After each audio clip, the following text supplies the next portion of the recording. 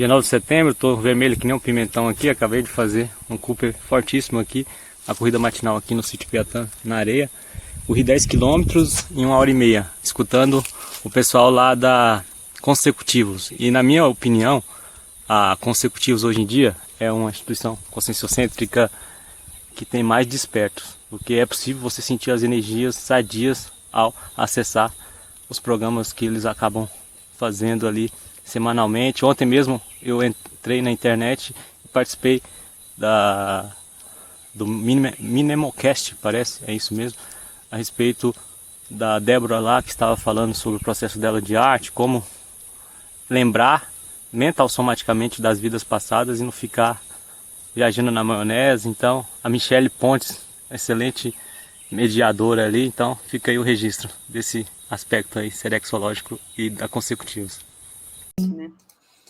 Acho que dentro desse tema, né, que você está trazendo, é bem isso mesmo. Boa noite, Caldas Novas. Como desbloquear a holomemória paracerebral para realizar associações de ideias serexológicas sem fantasiar.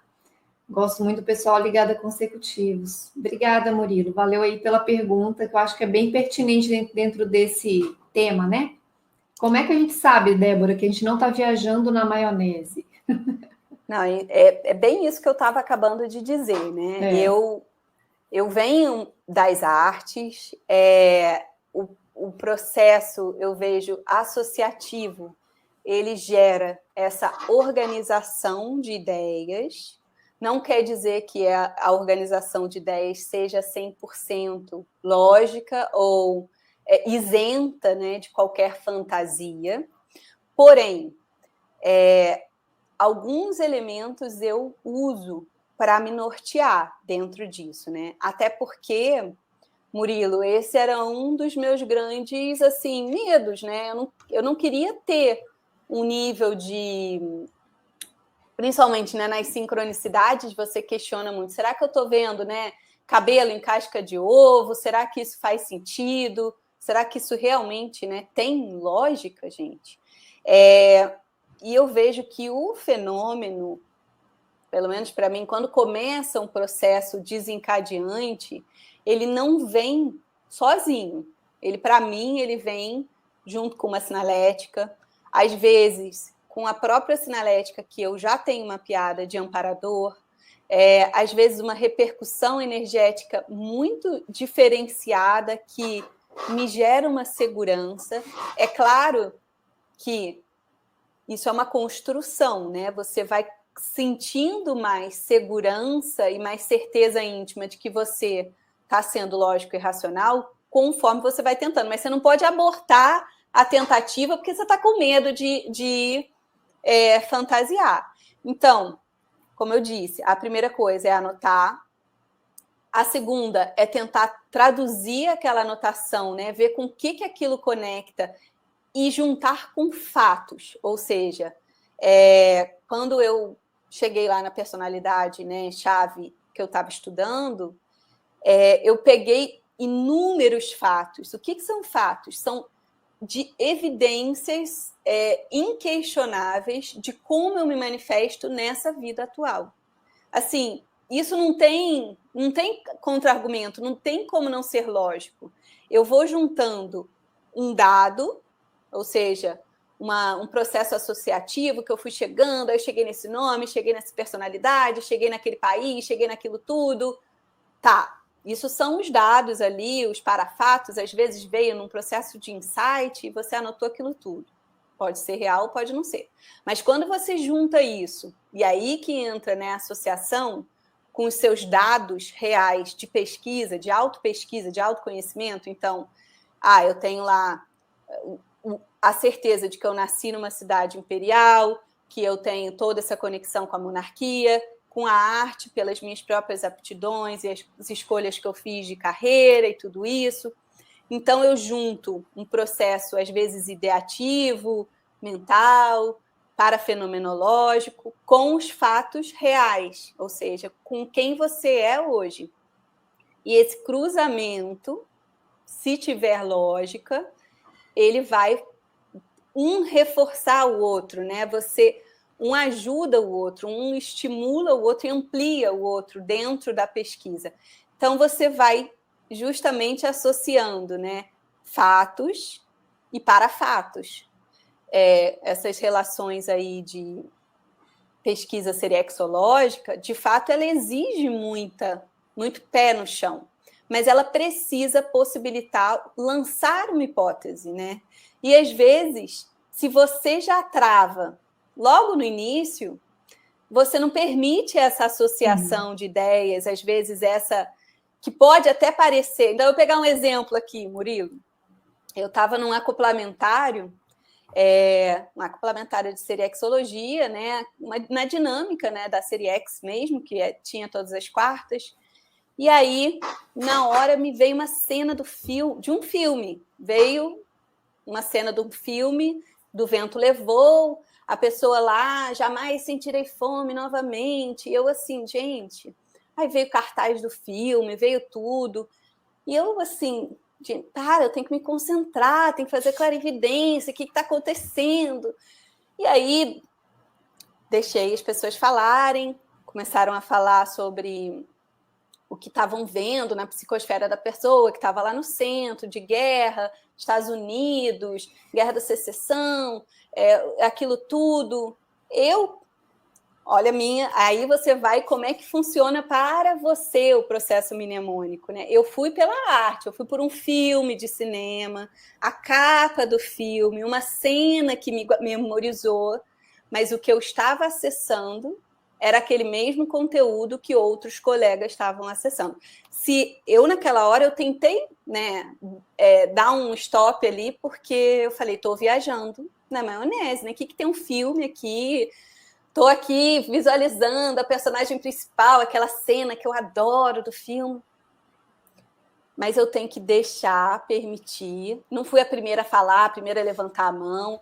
Eu deixei baixar a energia, baixar a euforia, porque foi muito vívido todas aquelas memórias.